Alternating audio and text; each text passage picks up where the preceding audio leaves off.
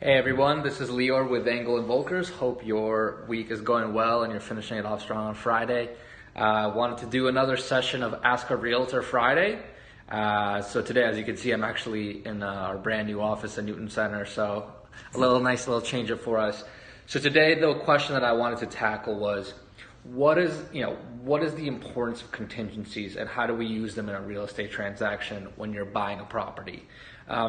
Just to explain, a contingency, for those of you that don't know, is something that we would write and say that this offer that we're submitting to purchase this property is contingent on something. Now, the most standard contingencies are contingencies on bank financing.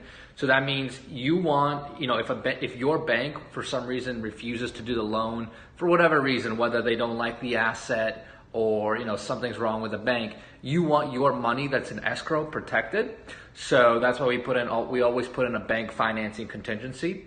The other contingency we do when we, especially for new home buyers and when we buy older homes, is we do an inspection contingency. So that means if your offer gets accepted, we have you typically about a week to get an inspector into the home and really check out structurally, structurally, mechanically, all the big things of the property that, if they're damaged they can cost quite a lot of money. Like, if you have an issue with your foundation or if you have an issue with the HVAC system, those kind of issues can cost up to $5,000, $10,000, $15,000, right? So that's why we say that offer is contingent on the inspection.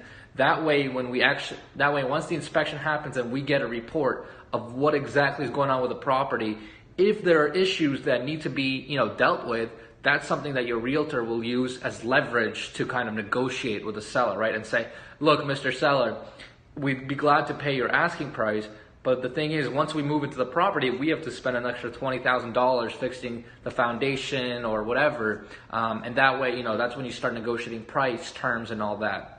I mean, those are really the most common contingencies. Other contingencies that you can have are radon inspection contingencies. Those are pretty rare. Those are really only for special types of property and special circumstances that we really use those.